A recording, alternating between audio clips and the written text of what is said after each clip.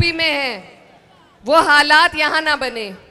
हमारे यहाँ अगर कोई जुबान खोलता है तो उन पे झूठा मुकदमा लगाया जाता है, बुलडोजर चलाए जाते हैं मकानों पर, रोजगार छीने जाते हैं, हर तरीके से परेशान किया जा रहा है। मेरे भाई, आप लोगों ने अभी तक भाजपा का पूरा राज नहीं देखा और मैं नहीं चाहती कि आप देखें, इसीलिए मैं अपना सूरत हाल आपके सामने पेश करना चाहती हूँ और आपको आगाह करना चाहती हूँ कि आपस के अपने वोट के बंटवारे में कहीं फिर से भाजपा ना जीत जाए। और मैं ये भी बता दूँ आपको कि इस बार ये नीतीश जी को मुख्यमंत्री नहीं बनाएंगे जैसे इन्होंने महाराष्ट्र में किया। इस बार ये खुद सत्ता पर काबिज होंगे और जो इनका प्रोपेगेंडा पूरे देश भर में चलता है वही आपके बीच भी चलाना चाहते हैं। तो इनके मंसूबों को आपको और हमें मिलकर फेल करना है। कोई भी चुनाव किसी एक वर्ग के सहारे नहीं जीता जा सकता। हमें सभी की ज़रूरत है और सभी की बात करने की ज़रूरत है। सर्वधर्म सर्व जाति का सम्मान, क्योंकि यही हमारे देश की गंगा जमुनी तहजीब है। अगर ये गंगा जमुनी तहजीब कमज़ोर होगी तो आपका और हमारा यहाँ रहना बहुत मुश्किल हो जाएगा, क्योंकि ये हमारे हिंदू भाई हैं। 208 वोट जिन्होंने वक्फ के खिलाफ दिए वो हमारे हिंदू मेंबर ऑफ पार्लियामेंट थे, सभी सिर्फ 24 मुसलमान थे। तो हमें एक दूसरे की ढाल बनना है, एक दूसरे का सहारा बनना है, क्योंकि जब हालात बिगड़ते हैं सबसे पहले पड़ोसी काम आता है और तब ये नहीं देखा जाता कि पड़ोस में मेरे हिंदू रह रहा है या मुसलमान, एक दूसरे की सब मदद करते हैं। उसी भाईचारे को, उसी प्यार को हमें कायम करना है। हम अलग अलग होकर नहीं रह सकते, नहीं जी सकते।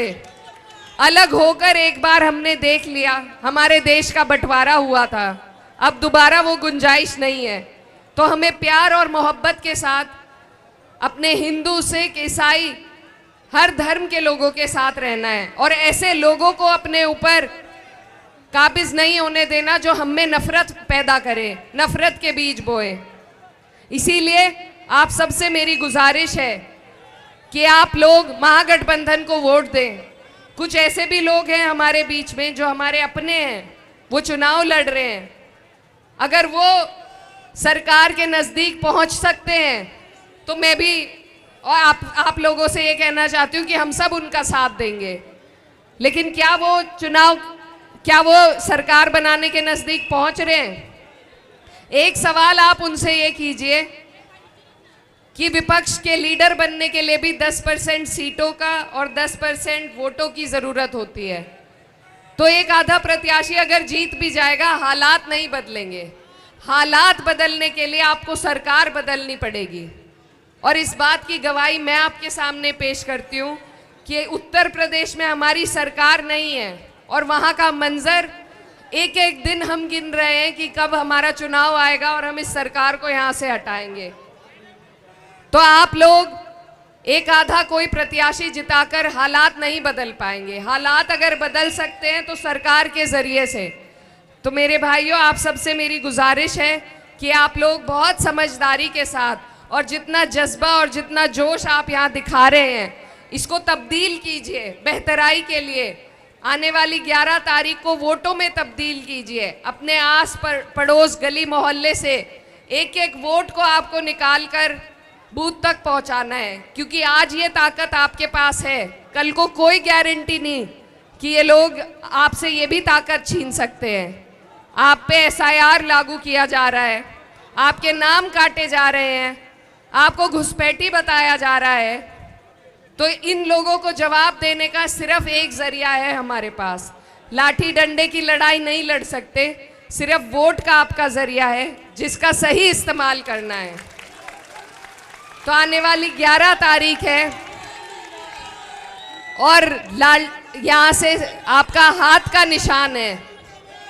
एक एक वोट अपना बटोर के समेट के, ये बहुत बड़ी अमानत है आपके पास और पूरा देश आपकी तरफ देख रहा है। तो अपना एक एक वोट आप यहाँ पर किशनगंज में कमरुल हुदा साहब जो महागठबंधन के प्रत्याशी हैं उनको देने का काम करें, यहाँ सरकार को बदलें, क्योंकि आप जो बयार चलाएंगे वो पूरे देश तक जाएगी। आप यहाँ सरकार बदलेंगे, इनकी ऊपर तक जड़ें हिलेंगी। तो बताइए, हिलाएंगे इनकी जड़ें या नहीं? जिताएंगे गठबंधन को या नहीं?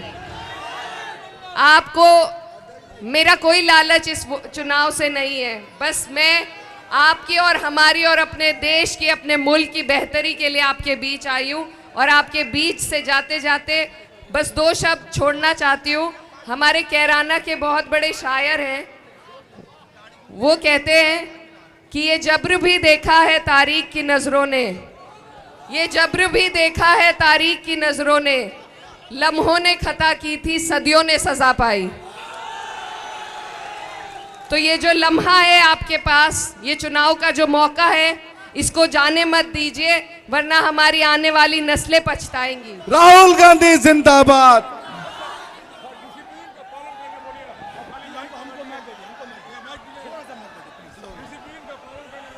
भाई डिसिप्लिन का पालन करें प्लीज, उनको स्टेज पर आने दे। आप जिनका इंतजार कर रहे थे, मोहतरमा इकरा हसन हमारे बीच तशरीफ फरमा हो चुकी हैं।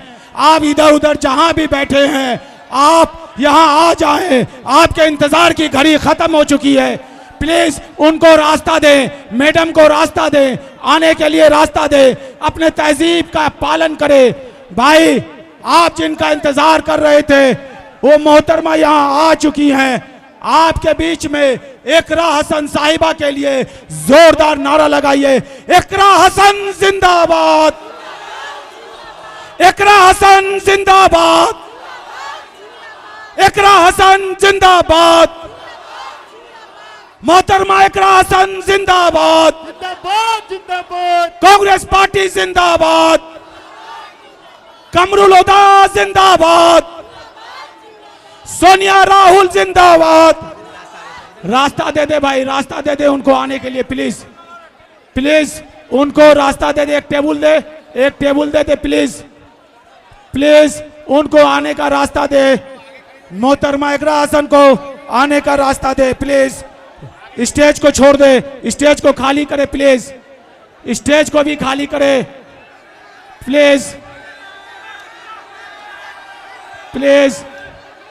मोहतरमा इकरा हसन आपके बीच, मोहतरमा इकरा हसन साहिबा आपके बीच तशरीफ फरमा हो चुकी है। ये ज़म्मे गफीर बता रहा है कि आंधी किधर की है।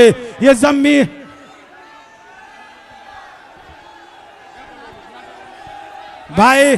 भाई रास्ता दे उनको आने के लिए, गेट खोलने दे प्लीज। जारिफ रास्ता इधर है, जारिफ बाबू रास्ता इधर से है, जारिफ बाबू रास्ता इधर से है। मैडम को इधर से लेके आइए। अरे रास्ता तो यही रास्ता है यार, ये रास्ता से लेके आओ ना, इधर से लेके आओ ना तुम।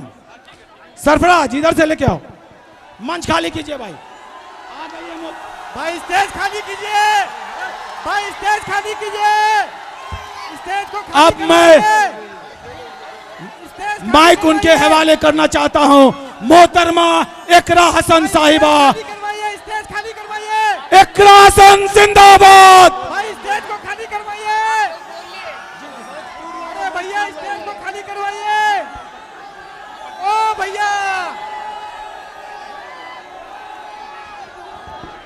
अरे भैया स्टेज खाली करवाइए, स्टेज को खाली करवाइए।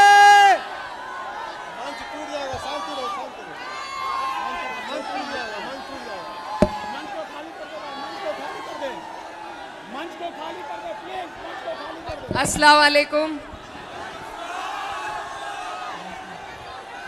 अस्सलाम वालेकुम, आदाब, नमस्कार।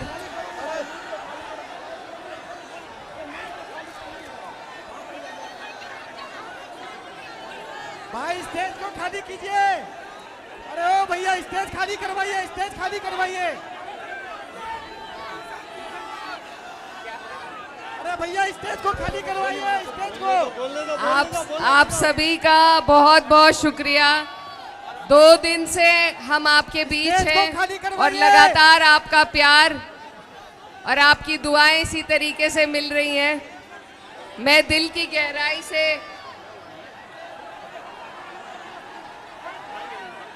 मैं दिल की गहराई से आपका शुक्रिया अदा करना चाहती हूँ कि रात को इस वक्त अरे भाई स्टेज आप खाली हमारी करवाइए। बात सुनने के लिए यहाँ आए। अब थोड़ी सी 10 मिनट की बात है, थोड़ी सी व्यवस्था बना लीजिए।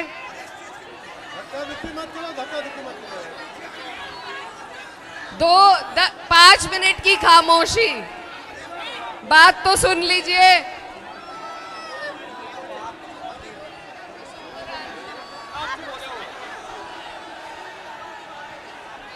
आप बात तो सुन लीजिए।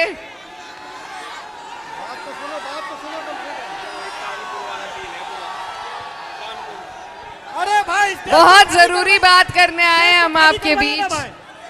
5 मिनट का टाइम दे दीजिए। आप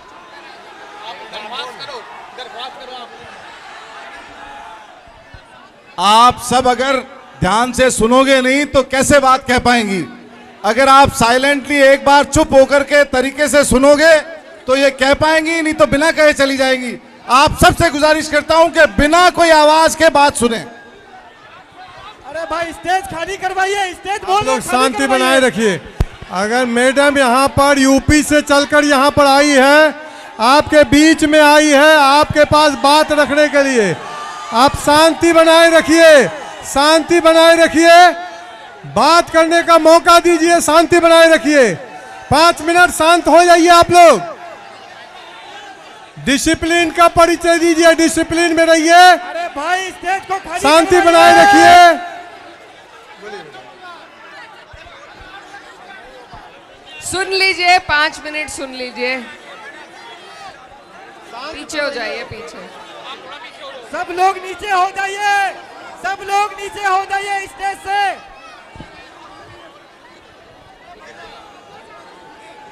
ए छोटू, मैं बोलूं?